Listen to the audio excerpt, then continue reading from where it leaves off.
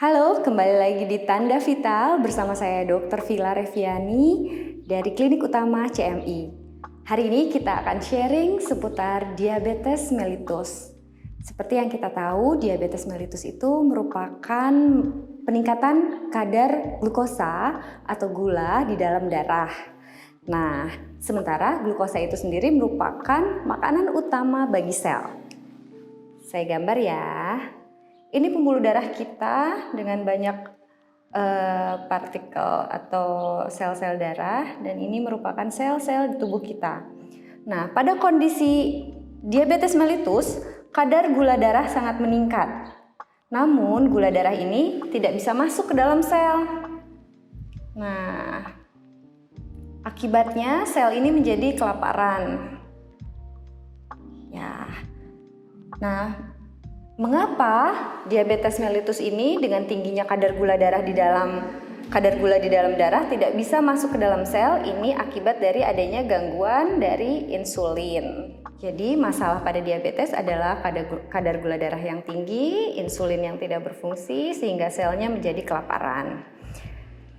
Insulin ini fungsinya kan memasukkan gula ke dalam sel.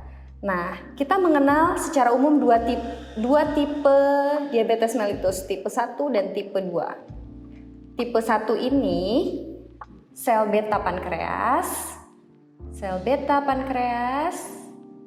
tidak bisa memproduksi insulin, sehingga insulinnya tidak ada atau sangat sedikit sekali.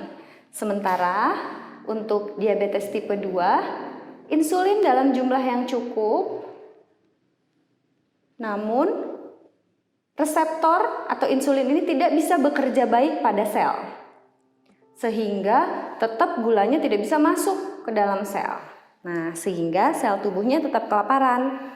Bedanya ini antara diabetes tipe 1 dan tipe 2. Diabetes tipe 1 biasanya terjadi akibat kelainan genetik pada sel beta pankreas, sementara tipe 2 ini akibat gangguan dari reseptor insulin pada sel. Nah, kemudian bagaimana, seperti kita tahu bahwa diabetes mellitus itu kan memiliki efek yang sangat banyak pada tubuh kita. Sebetulnya bagaimana sih hal itu bisa terjadi? Oke, kita hapus ini ya. Gula atau glukosa banyak di dalam ini pembuluh darah.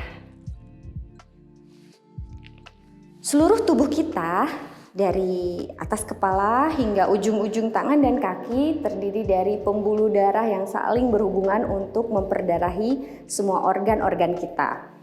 Nah, akibat dari tingginya kadar glukosa di dalam darah itu menyebabkan kekentalan darah kita meningkat, sehingga itu akan mengganggu pembuluh darah kecil pada ujung-ujung organ tubuh kita. Pembuluh darah kecil, semakin ke ujung pembuluh darah kita semakin kecil. Nah, kita mulai satu-satu. Ini diabetes berdampak pada seluruh tubuh kita jika kita menderita diabetes. Nah, pada otak itu dapat menyebabkan resiko untuk terjadinya stroke. Kemudian pada mata kita mempunyai lapisan retina yang terdiri dari pembuluh darah kecil. Jika itu terjadi penyumbatan atau perusakan di sana, kita juga bisa berisiko menjadi buta. Nah, kadar gula yang tinggi juga menyebabkan perubahan viskositas lensa mata, sehingga ada yang disebut diabetes induced katarak atau katarak yang disebabkan oleh diabetes. Nah, kemudian kita turun ke jantung, sudah nggak usah ditanya lagi bahwa diabetes dapat memiliki efek ke jantung, terutama adalah pembuluh darah jantung. Sehingga bagian-bagian jantung kita, anggaplah jantung seperti ini, seperti mangga, ini sebenarnya jantung.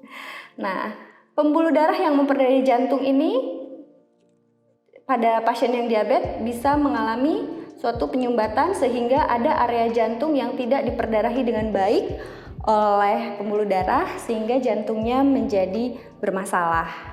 Begitu juga dengan ginjal, kita geser sedikit ya. Ginjal, nah, ginjal ini seperti ini bentuknya. Kita punya dua ginjal. Bentuk besarnya seperti ini, ginjal ada di bagian pinggang. Nah, ginjal ini kalau kita ambil sedikit, kita lihat ini bentuknya seperti penyaringan seperti ini. Ini namanya glomerulus yang terdiri dari rangkaian pembuluh darah yang ini menyaring pembuluh darah untuk racun-racunnya supaya bisa keluar lewat urin. Nah, jika darah yang masuk ke sini sangat kental, itu akan merusak saringan-saringan pada ginjal kita. Sehingga pada satu titik diabetes ini dapat merusak ginjal. Oke, nah keluhan lain yang juga sangat terkenal pada pasien-pasien dengan diabetes adalah pada saraf. Mengapa pada saraf pasien diabetes ini sering mengalami masalah terutama kebas, kesemutan, baal? Itu diakibatkan kadar gula yang tinggi pada darah ini mengganggu reseptor saraf. Nah, kira-kira seperti ini ya saraf pada tubuh kita. Ini kita ngomongin saraf yang terujung terkecil. Nah, saat ini kan harusnya mengalirkan aliran listrik ya dari saraf ke saraf itu. Akibat kadar gula yang tinggi ini terganggu. Sehingga kita menurun kemampuan kita untuk merasa. Nah, sehingga pada orang-orang yang diabetes sering sekali telapak kakinya kebas, tidak merasakan dingin atau panas, sehingga harus lebih berhati-hati jika di rumah harus pakai sendal dan sebagainya. Nah, itulah dampak dari diabetes secara umum terhadap tubuh kita, kenapa begitu banyak keluhan-keluhan yang dirasakan oleh pasien-pasien diabetes. Kemudian keluhan lain yang juga terkenal pada pasien diabetes ini adalah pasiennya mulai sering haus, sering lapar, kemudian sering buang air kecil. Itu juga berhubungan dengan tadi sel yang kelaparan, kemudian karena pembuluh darahnya itu lebih kental sehingga keinginan kita untuk minum terus dan terus. Nah, itu dia tiga gejala utama diabetes ya. Sering lapar, sering haus, dan sering buang air kecil. Untuk pengobatan diabetes mellitus, kita mengenal 5 pilar. Nah, 5 pilar ini apa saja? Yang pertama adalah diet.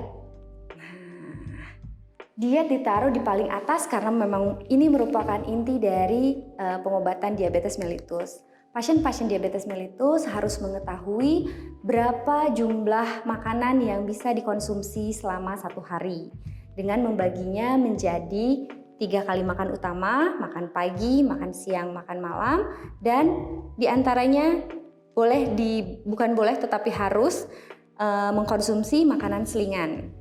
Snack siang dan snack sore bisa ditambahkan snack malam jika memang memenuhi kebutuhan kalori per hari. Jumlah detailnya dapat diketahui dengan berkonsultasi dengan dokter Anda di rumah dan juga bisa mulai mengenali bahan penukar makanan sehingga Anda bisa mengatur menu-menu apa saja yang bisa dikonsumsi oleh Anda di rumah. Kemudian yang kedua adalah olahraga. Mengapa olahraga ini menjadi penting untuk pasien diabetes mellitus? Karena dengan bergerak, beraktivitas, hal tersebut dapat membantu meningkatkan sensitivitas dari reseptor insulin. Masih ingat kan tadi insulin fungsinya buat apa? Supaya gula darah kita yang bertumpuk di dalam pembuluh darah bisa masuk ke dalam sel, bisa diolah menjadi energi, sel-sel kita tidak kelaparan, dan gula darahnya sendiri akan menurun. Nah, ini dia olahraga. Oke, yang ketiga adalah edukasi. Edukasi ini sangat penting untuk pasien dan keluarga pasien yang menderita diabetes. Jadi silahkan carilah informasi sebanyak-banyaknya seputar diabetes mellitus jika ada keluarga atau Anda sendiri menderita diabetes mellitus.